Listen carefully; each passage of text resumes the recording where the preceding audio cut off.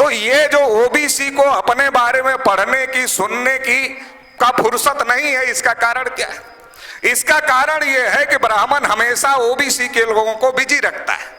ब्राह्मण हमेशा ओबीसी के लोगों को कभी शेड्यूल कास्ट से लड़ाने में बिजी रखता है, कभी शेड्यूल ट्राइब को लड़ाने में बिजी रखता है, कभी मुसलमानों से लड़ाने में बिजी रखता है, और हम हमेशा बिजी रहते हैं दूसरों से लड़ने में। ब्राह्मण हमें लड़ाता है और हम लड़ने का काम करते हैं, ब्राह्मण हमारा इस्तेमाल करता है और हमारा ही सत्यानाश करता है। ये जो षड्यंत्र है, इस षड्यंत्र को ओबीसी के लोगों को समझने की जरूरत है, और ओबीसी के लोगों को इस बात को भी समझने की जरूरत है कि इस देश के अंदर ओबीसी का दोस्त कौन है, ओबीसी का दुश्मन कौन है। इस बात को भी ओबीसी के लोगों को समझने की जरूरत है, क्योंकि ब्राह्मण बार बार हमारा इस्तेमाल दूसरे लोगों के खिलाफ में कर रहा है।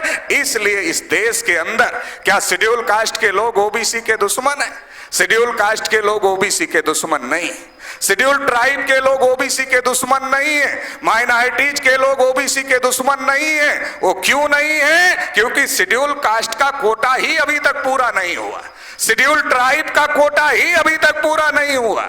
मुसलमान जो गुलाम भारत में 33% प्रशासन में था, आज वो 2-2.5% पर आ गया। जब इनका ही कोटा पूरा नहीं हुआ तो ये हमारा हिस्सा कैसे खा सकते? इन्होंने हमारा हिस्सा नहीं खाया। इस देश की विधायिका पर, इस देश की कार्यपालिका पर, इस देश की न्यायपालिका पर ब्राह्मणों ने कब्जा किया है। सेंट्रल यूनिवर्सिटियों में एक भी ओबीसी प्रोफेसर नहीं, एक भी ओबीसी प्रोफेसर नहीं। मगर ओबीसी का क्या हाल? ओबीसी की रस्सी जल गई मगर ऐठन बची हुई। रस्सी जल गई और हम ऐठे हुए नहीं, हम ही सबसे बड़े। जब शेड्यूल कास्ट के लोग हमको समझाने जाते हैं, शेड्यूल ट्राइब के लोग हमको बताने के लिए जाते हैं, तो हम क्या कहते हैं? नहीं, ये तो शेड्यूल कास्ट का आदमी है, तो शेड्यूल ट्राइब का आदमी। हम इसकी बात क्यों सुने? हमारी हालत सबसे ज्यादा खराब करके रखी हुई है इस देश के अंदर ब्राह्मणों ने। और जब शेड्यूल कास्ट, शेड्यूल ट्राइब के आदमी इस बात को समझाते हैं, अरे भाई तुम्हारे साथ सबसे ज्यादा धोखेबाजी हो रही है, तो हमको लगता नहीं, हम तो बहुत बड़े। तो ये जो ओबीसी की जो मानसिकता है, इस मानसिकता को छोड़ने की जरूरत है।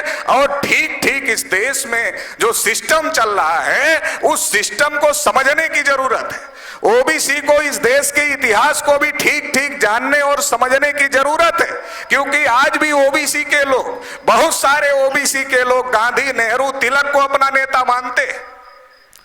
गांधी, नेहरू, तिलक ने ओबीसी का कोई कल्याण नहीं किया, कोई भला नहीं किया। गांधी, नेहरू, तिलक ने ओबीसी का सत्यानाश किया। ब्राह्मणों की ही ओबीसी सुनते, इसलिए ब्राह्मणों ने ओबीसी को बताया कि तुम्हारे में कोई लायक आदमी नहीं हुआ, इसलिए हमारे बाप दादा को ही अपना बाप दादा मान लो, हमारे महापुरुषों को ही अपना महापुरुष मान लो। और हम उनके महापुरुषों को महापुरुष मानते रहे और अपने महापुरुषों के बारे में नहीं जान पाए। ये जो ओबीसी के साथ में, ये जो ब्राह्मणों ने ओबीसी को समझाने का काम किया है, ओबीसी को इस देश के इतिहास को और ठीक प्रकार से समझने की जरूरत है। ओबीसी के लोगों को ऐसा लगता है कि इस देश में जो ब्राह्मणवाद के विरोध में लड़ाई है, इस लड़ाई को शेड्यूल कास्ट के लोगों की लड़ाई है। ये शेड्यूल कास्ट के लोगों का काम है ब्राह्मणवाद से लड़े। शेड्यूल कास्ट के लोगों का काम नहीं, केवल शेड्यूल कास्ट के लोगों का काम नहीं है। केवल शेड्यूल कास्ट ब्राह्मणवादी व्यवस्था से पीड़ित नहीं है। शेड्यूल कास्ट ही केवल पीड़ित नहीं है, पिछड़े वर्ग के लोगों को भी ब्राह्मणों ने शूद्र बनाया और अधिकार वंचित करने का काम किया। और इनको पढ़ने लिखने से, धन संपत्ति रखने से, सभी प्रकार के अधिकारों पर पाबंदी लगाने का काम ब्राह्मणों ने किया। तो केवल शेड्यूल कास्ट का मसला नहीं।